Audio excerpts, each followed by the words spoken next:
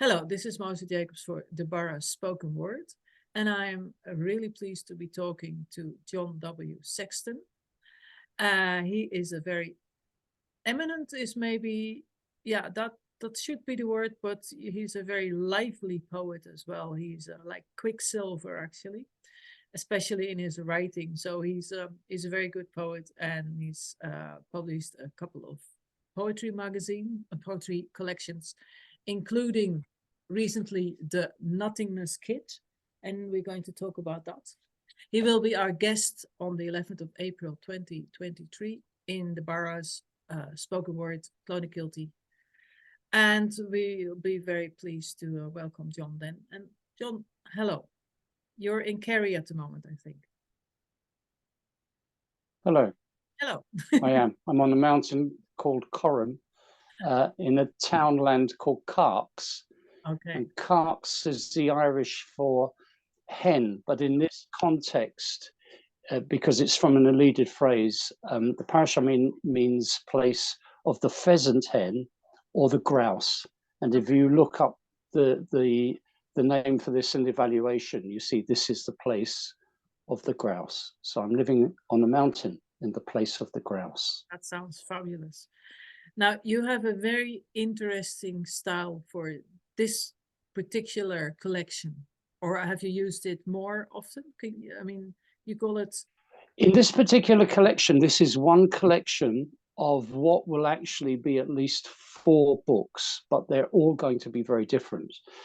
This is essentially a collection of minimalist poems in sequences. And as I'll go into later, it's essentially a hybrid form of Gendai. And Gendai is simply the contemporary practice of non-traditional haiku in Japan. So Gendai is the Japanese word for the new form of postmodernist, sometimes very surreal haiku. And I've mixed that in with sci-faiku, which is a science fiction haiku. So I've used the 2 forms to actually solve a problem that I have been thinking about for nearly 40 years, I'd say over 40 years, since the late 1970s. And I can go into that and explain that in a minute. But essentially, it's a sequence of rather left field, minimalist Gendai sci-faiku poems. And I like science fiction because science fiction has prophetic possibilities, except on television. Television science fiction is really soap opera in space, and it's, even though it pretends to be from the future, it's really going back to the 1950s and the 1970s. Most science fiction really has nothing to do with the future. The most modern it gets is when it's talking about the present. But I'm very interested in the idea of going to the future, seeing the future, seeing strange alien places, and trying to capture those kind of concepts. And I like minimalist poems because minimalist poems, I see them as kind of telegrams, the old-fashioned kind of very succinct kind of expression. So I see these as telegrams, messages from the distant future, the distant past, and other places, other dimensions. And of course, because they're coming from these places, they only make their own sense. But their own sense has to make some kind of sense. And I hope I achieved that over the course of the poems. But that's the aspiration anyway. Okay, yeah, they are very, very interesting.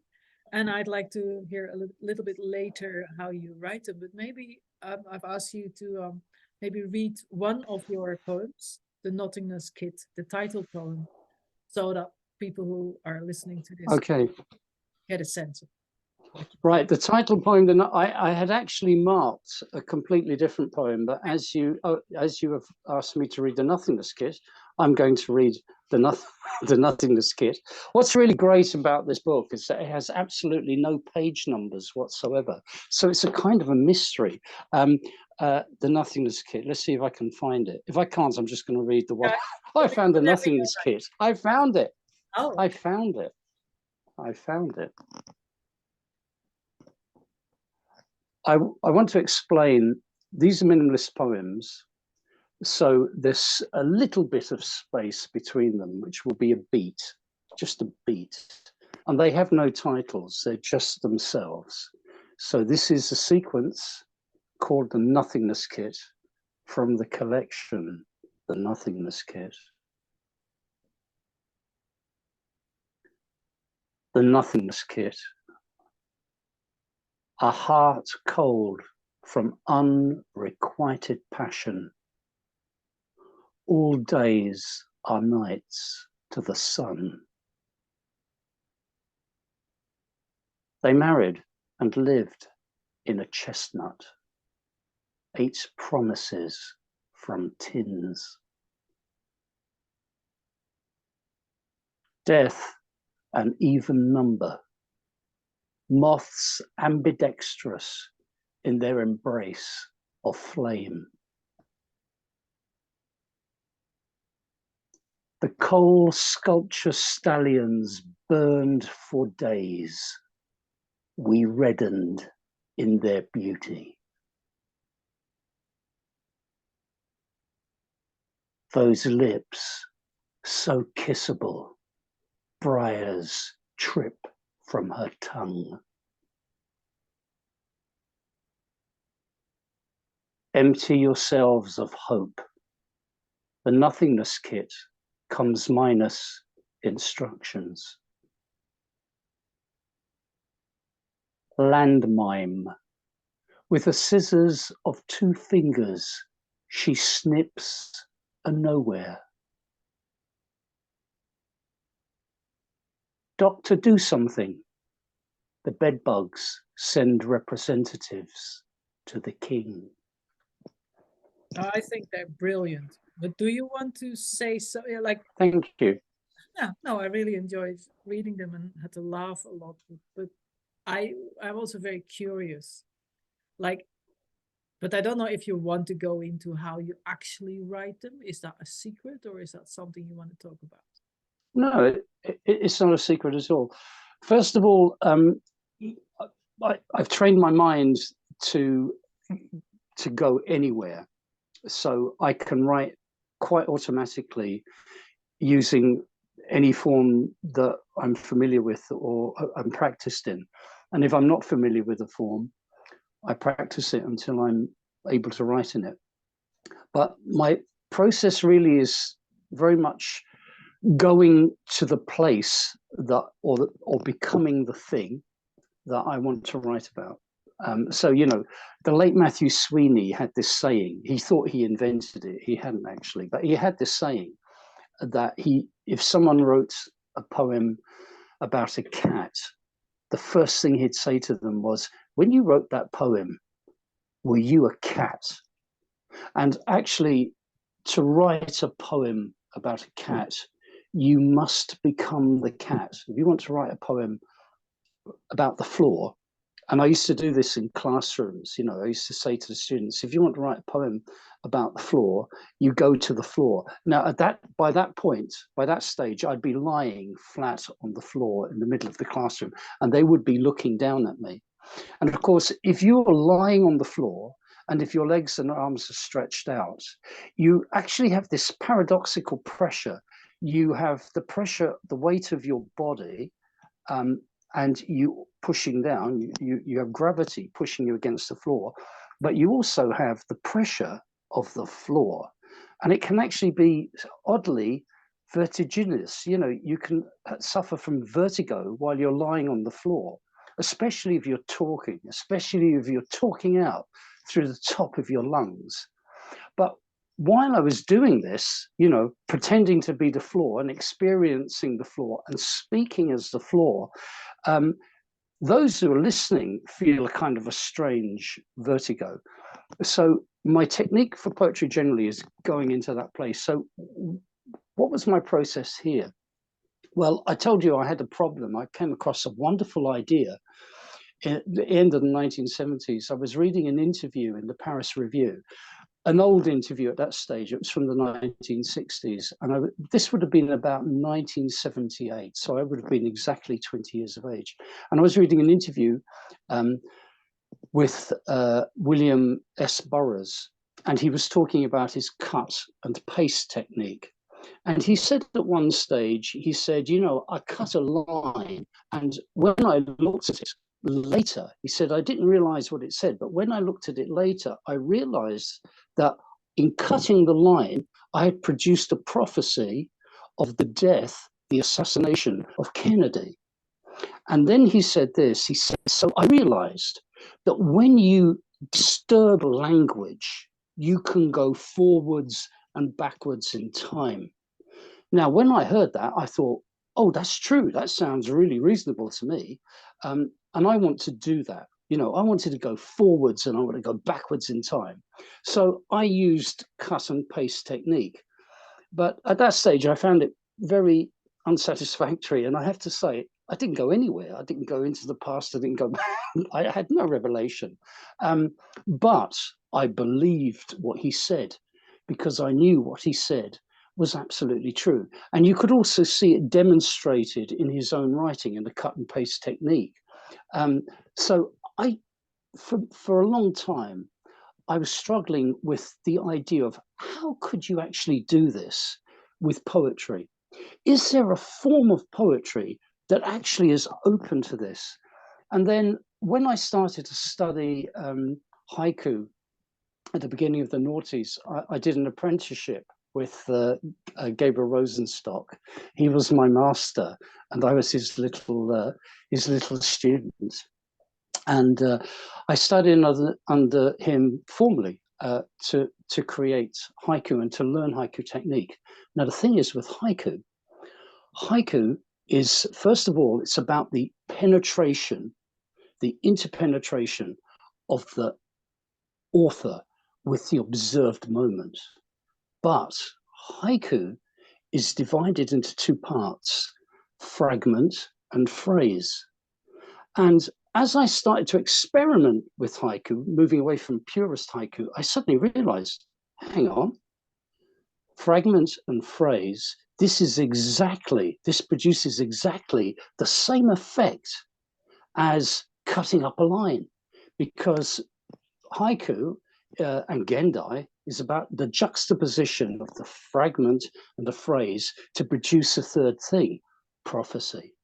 So I realized suddenly, oh, if I can take Gendai and sci-faiku, this science fiction that has possibilities of prophecy, I can go backwards and forwards in time. I can travel from one fucking dimension to another. And that's what I did. And that's what I hope, that's a record of that, a little bit of that in the Nothingness Kit. So essentially, but my process, this was a process. I worked in collaboration with these poems. All these poems are mine, but I worked with an American minimalist called Richard Megahiz, and actually this book is dedicated to him. And we have another book at the moment, waiting to hear from a publisher, of our collaborative Gendai Sci-faiku. But what we used to do, we were in a sci-faiku laboratory, which was essentially a Yahoo page. And we were responding to each other. So he'd write a verse, and then I would respond to his verse, but I'd respond to his verse using a haiku technique in Renga. And Renga is a linked form of haiku verse. And the rule with Renga is this is a very important thing. With Renga, what you do is you don't copy or refer directly to the poem you're referring to. You use a technique called link and shift. So in other words, you've got to link, but it's got to be a link that shifts, that moves forwards. And you must have no backlink. Backlink, referring back to the last link or the link before that, or any links that have gone before, or any of the other poems, that's a no-no. So that meant that if I responded to him, to his poem, my poem wouldn't look as if it related to his poem. Anyone practiced in Rengu technique could see what technique of connection we were using. And there's like 25 of them. So what I'm saying is, that's where the poems came from. We were reacting to each other. And then the beauty of that was we could take our separate poems and take them away. And that's what we did. And then I started to build up what I had created into sequences. So, and our work is very different. He has a different technique visually to mine. And also he has a different haiku sensibility, Gendai Scifaiku sensibility, and a different philosophy of how haiku and minimalist poetry should work. So we're very different, but we were in this kind of laboratory of poetry. So if you look at the coal sculpture Stallions Burned for Days, we reddened in their beauty, is that could you say something about how that particular Scifaiku, Gendai Scifaiku evolved or not? Yeah, this probably won't help you, but it's like putting your hand into the fire to see what kind of ouch you would get. And the longer you leave it in, or the quicker you leave it in, the less the ouch. Now, the stallions made of coal burning, that came from nowhere, and that's what I'm talking about when I talk about the deep mind. Once I see something by Richard, I then make a jump into something else and an image forms in my mind. And I suddenly saw those stallions made of coal burning. And I was standing for days. And what would you do? You could do nothing but redden in their beauty, redden in their burning. So I'm actually in all those moments that I write about, even the really nutty ones. And of course, there's a lot of wordplay and punning going on. You know, Doctor Do Something, for instance, is a play on Dr. Dolittle, you know, the doctor who could talk to animals. And there's a lot of that goes on. I like creating new characters and actually subverting myth. And I did a lot of that. You know, that was one of the things that happened. And that's another thing I have to say. This book, as I was writing the poems, they were taking me by surprise. And I think they were taking me by surprise because they were coming from other places. They were coming from the future, alternate pasts, alternate dimensions. And, you know, the poems were just communicating with me. I was the piece of paper. That's the way I looked at it. So that sounds really. But I worked on this project, I have to say, for over a decade. Wow. There were years when all I did it's very intense, but that's how I work. That's how I create. But I might be working on 3 completely different things and different forms of writing in any decade, in fact, in any month. Because when something isn't happening for me, because I'm impatient, something has to be happening. So I make sure something else is happening. Does that make sense? So I'm always working on something. But this minimalist experiment took over 10 years. It was about 12 years. I'd say it was well over a decade. And then, of course, when all these pieces were written, only then did I start putting them into sequences and sending them out to literary journals. And as you can see from the book, they're all very widely published, which was the next question. When I was sending them out, will any editor want to read these?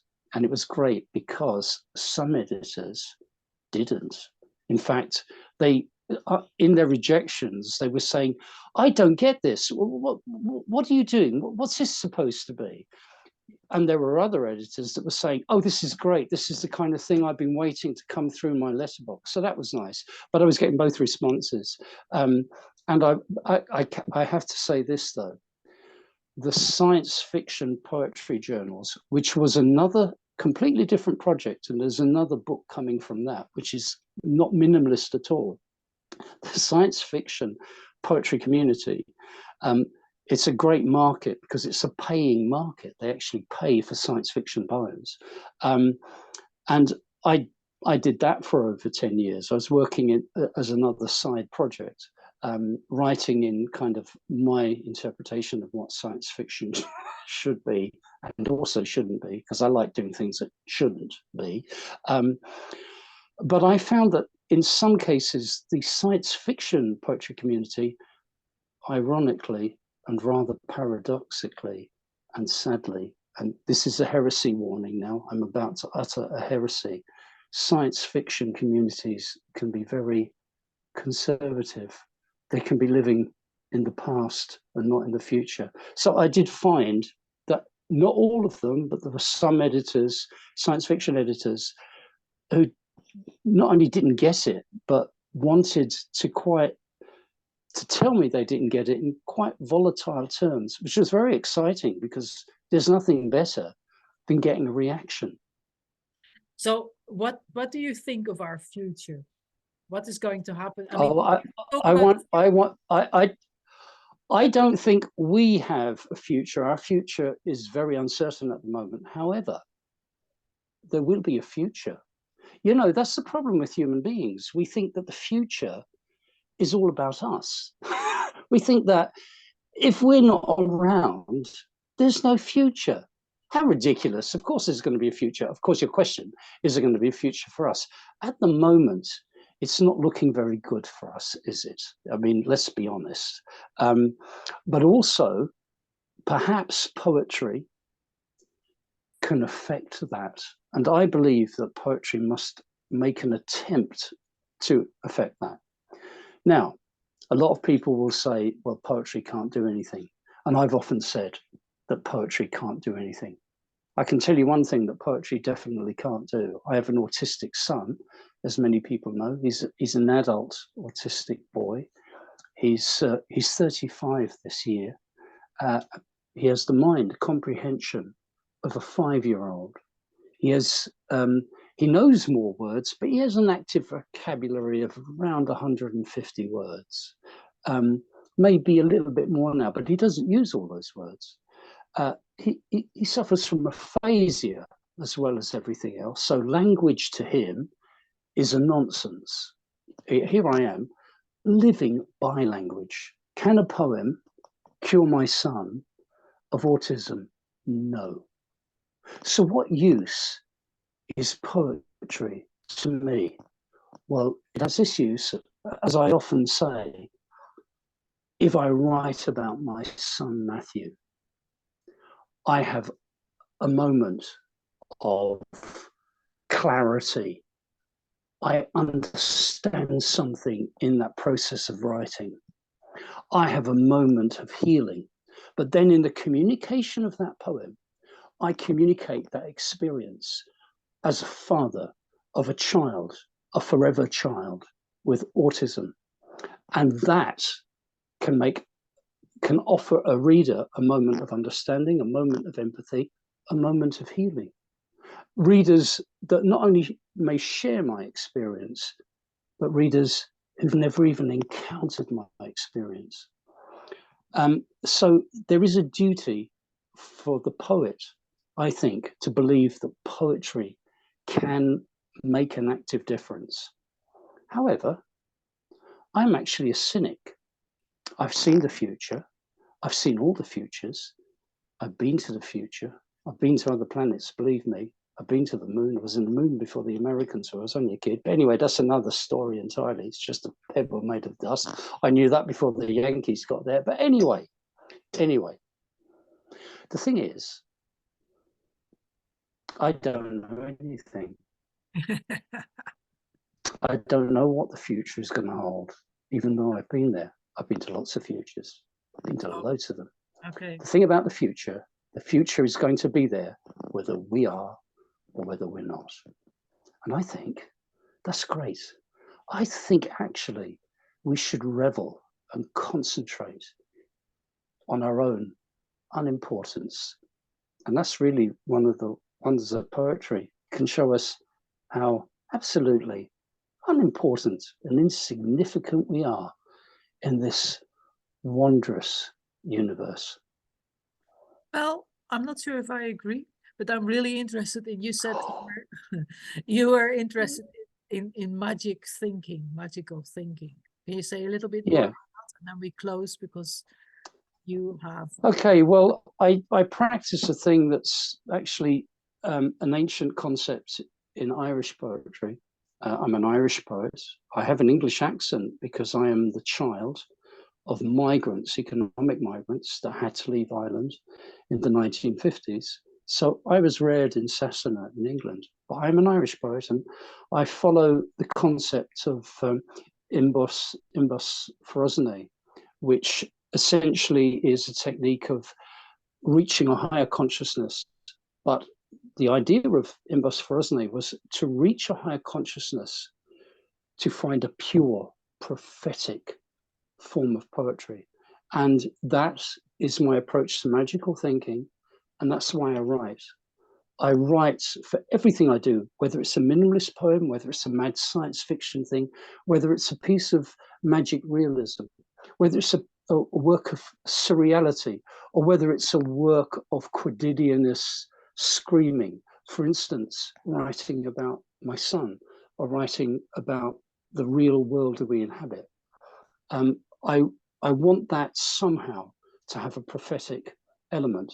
So I alter my consciousness, and it's something I can do. It's an ability I was born with. I can actually enter the poem and lose myself. And I believe in writing as a psychic action. Now, that could be magic, but I'm not a witch and I'm not a magician. I am a pagan, but I would describe myself as a pagan mystic. Wow. Now, the purpose of the mystic and the magician or the witch is actually the same. We have the same ends, but we have a different way of getting there. So I practice non-active magic through poetry. So my very last... Does that answer any questions? Yeah. Does that raise questions? It's beginning to ask it raise even more questions. How do we as the audience reach a higher consciousness, a higher awareness? Well, this is what you must do. You must go to my reading when it comes up in April, and you must see if I actually do what I say. You've got to see if what it says on the tin actually comes out. Or if it's just eating promises from tins. Absolutely. Now you're beginning to get it. I love it when people quote me, because then I know I've manipulated their minds. I will never forget that death is an even number. Why is death an even number? Well, that again is a mystical concept. And the first poets that really influenced me and taught me the possibilities of poetry were mystics. Emily Dickinson, a mystic. Sylvia Plath, beyond doubt, a troubled mystic. You can see the altered consciousness pouring out through her poems. And the great Swedish mystic poet, Gunnar Ekolof, he was the first poet that showed me the possibilities of altered thinking and altered consciousness and how it can create poetry. So turn up to my poetry reading in Clonakilty. What date is it on, Mosa? It's on Tuesday, the 11th of April, and you're going to bring a surprise exercise, and you're going to read, and we're going to have a bit of a question and answer. A never-ending question and answer. Yes, I'll be setting an exercise to alter your consciousness. That's a promise. Oh, wow. Okay, and that will be in the tin. It's all without drugs, is it? You're the drug. Oh, all without drugs. Yeah. Okay, poetry is the drug. Okay, well, you're frozen, but maybe I'm frozen. We never know which one of us is frozen. It's just Zoom. Are you still there, John? Are you still there? Okay, I'm going to finish the recording. thank you for talking to me, and I look forward to seeing you on the 11th of April and other people as well.